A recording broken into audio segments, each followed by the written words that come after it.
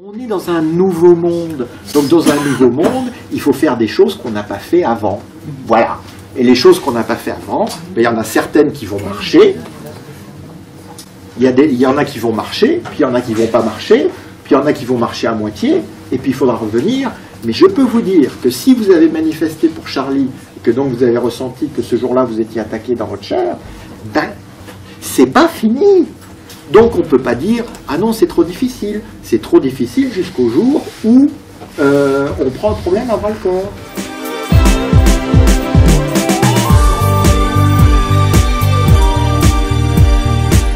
À la fois, ils veulent provoquer les représailles intercommunautaires, mais ils veulent aussi que on surréagisse militairement. On passe d'un extrême à l'autre, on n'a rien fait pendant 4 ans, on n'a rien fait, rien, moins que rien.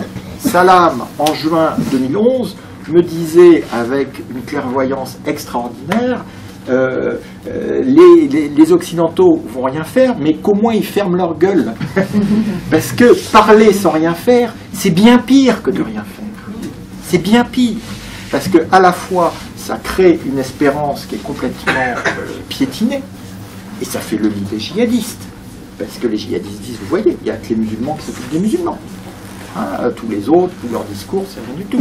Et puis évidemment, ça alimente la propagande de Bachar. Hein, agent de l'étranger, etc., etc. Il n'y aura jamais un commando qui arrivera de Libye en France. C'est tout. Il faut le savoir. Jamais, jamais, jamais.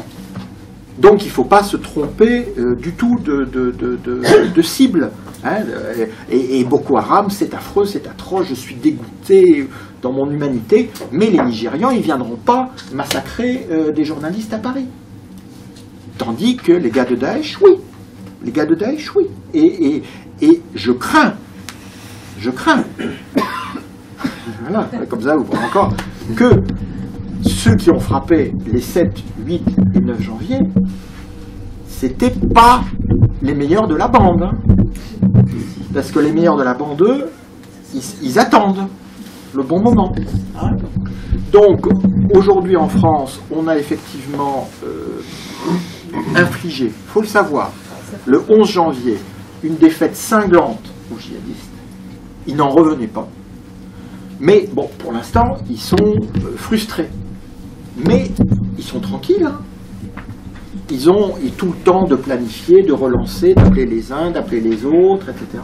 À mon avis, il va y avoir une dynamique qui va apparaître pour de bonnes et de très mauvaises raisons en Europe, parce que la peur est mauvaise conseillère, et on va finir par avoir pas peur, très très peur.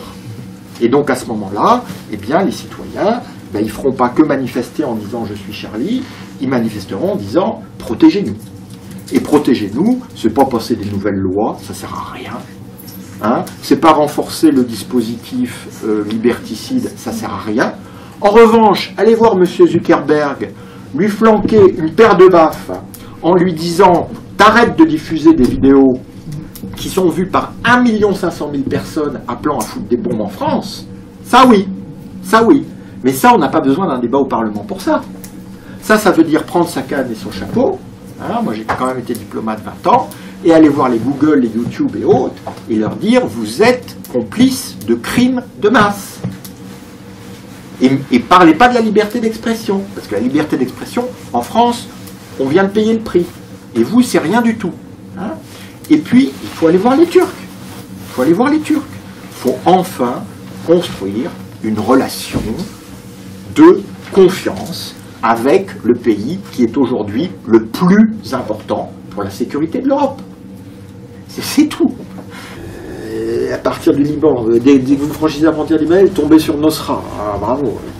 Il n'y a que la Turquie. Il n'y a que la Turquie. Il faut une zone libérée. La zone libérée, elle ne va pas sortir comme ça. Et on sait où elle va être. Elle va être entre Kilis et Alep. Voilà. Et à ce moment-là, il y aura la deuxième ville du pays. Un cadeau à la Syrie.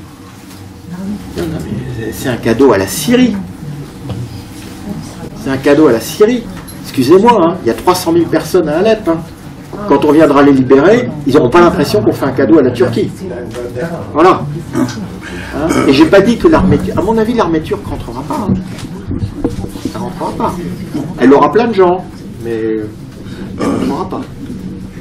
C'est aujourd'hui le pays le plus important, hein, pour la Syrie évidemment, hein, et en plus les Turcs ont une vraie stratégie.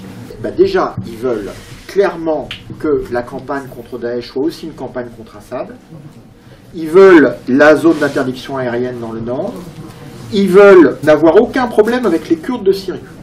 Le problème, c'est que cette stratégie, les Américains leur interdisent de la mettre en œuvre. Donc, les Turcs font du tactique, c'est-à-dire qu'ils font du n'importe quoi, et tout le monde fait du tactique, et les seuls qui ont une stratégie, c'est Daesh. Assad n'a pas de stratégie. Moi, j'ai pratiqué le père et le fils. Je peux vous assurer que ces gens n'ont aucune stratégie. Pour eux, chaque jour de plus, c'est gagné. C'est tout. C'est tout. Tous les Kissinger qui vous parlent du Bismarck arabe, etc., ils n'ont rien compris. Ces gens-là vivent au jour le jour. Et chaque jour de gagner est une victoire. Hein? Et on joue la montre, et on survit à Bush, on survit à Chirac, on survit à Sarkozy, on survit demain à Obama, etc. Et c'est tout, c'est tout, c'est tout, c'est tout. Nous, actuellement, comme on est français, on est encore dans le franco-français. À l'école, à la prison, à la justice, à la langue. Mais attendez. Moi j'ai écrit ça, je veux dire. Mera, Nemouche, Kouachi, ils nous apprennent pas plus sur la France d'aujourd'hui que Jacques Léventreur sur l'Angleterre victorienne. Donc il faut arrêter. Ils nous apprennent rien, ces tarés, ces criminels. Ils nous apprennent rien. On a déjà consacré beaucoup trop de temps à scruter les moindres failles de leur parcours. Mais qu'on arrête le grand, ah oui, alors ça c'est la France, et puis on se nombrilise, qu'est-ce qui n'a pas marché? Ce sont nos enfants. Ce sont nos enfants. Mais c'est pas mes enfants. Mais c'est quoi ça?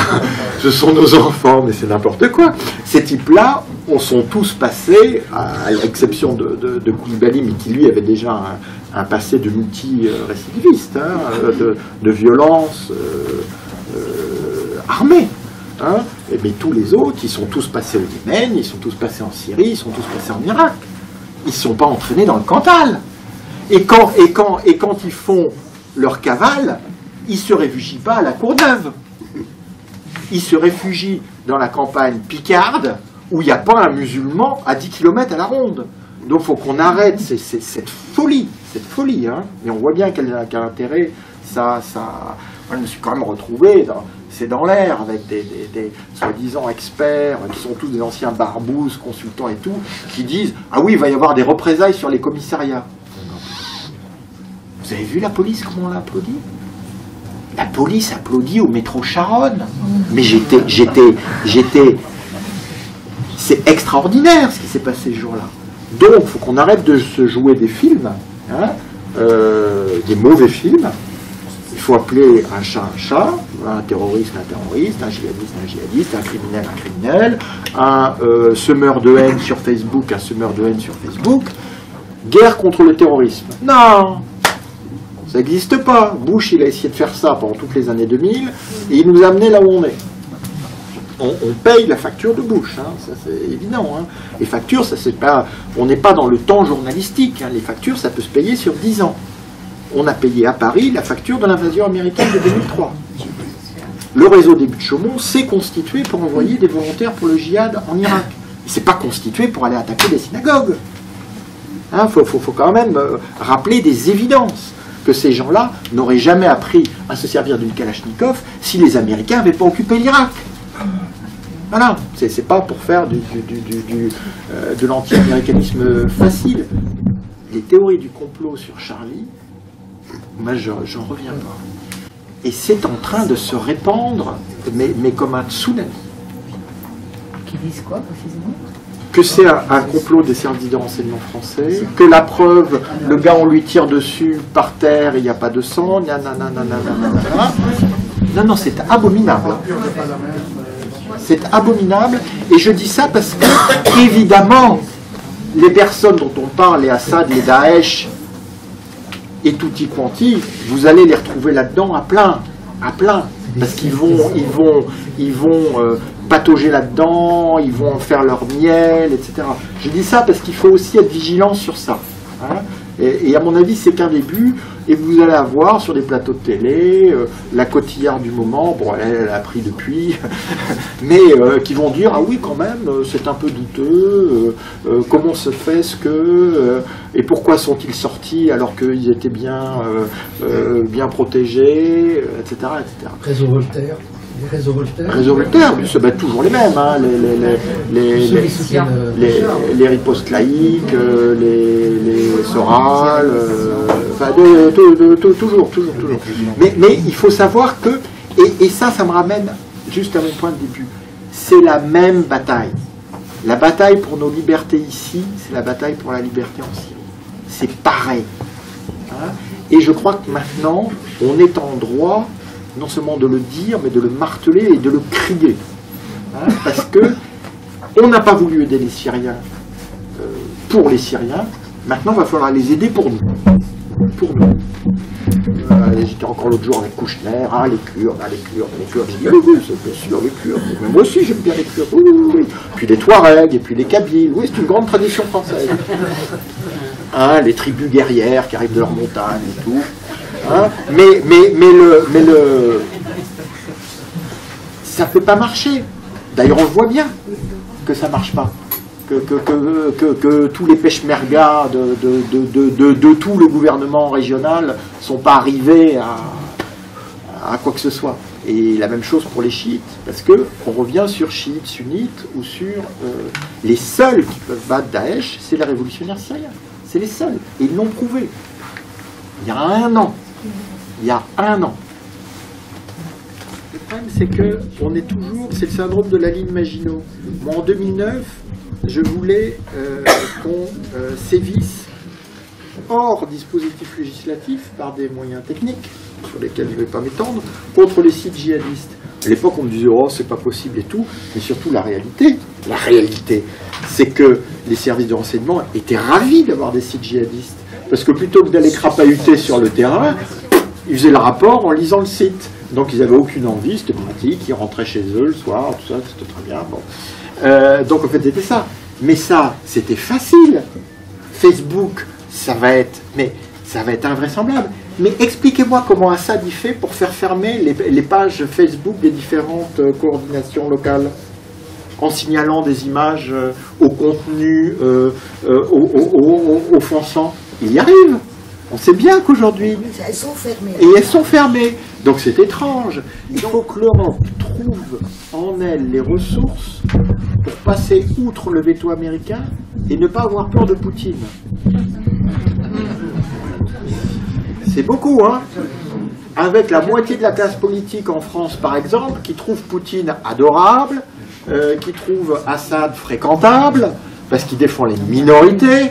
Hein, vous avez encore entendu ça récemment. Hein. Donc ça ne va pas se faire. Et en même temps, c'est comme les processus de paix. Le jour où on change, hein, ça va très vite. Il n'y a pas une solution. Il y a ce que chacun voit sur le net, il y a ce qui peut être fait pour les réfugiés syriens, il y a ce qui peut être fait auprès des élus, il y a ce qui peut être fait dans le parti ou l'association où les uns ou les autres militent. Je ne sais pas, c'est très vaste. Hein, c'est très vaste. Mais ça ne peut pas se résumer en une phrase. Parce que justement, c'est multiforme. Et si le danger est multiforme, ce que je crois, si le danger nous a touché au plus profond, et pour ça on est allé manifester, à ce moment-là, en plus de notre engagement aux côtés du peuple syrien, je crois qu'il y a une motivation supplémentaire pour se mobiliser. Je crois.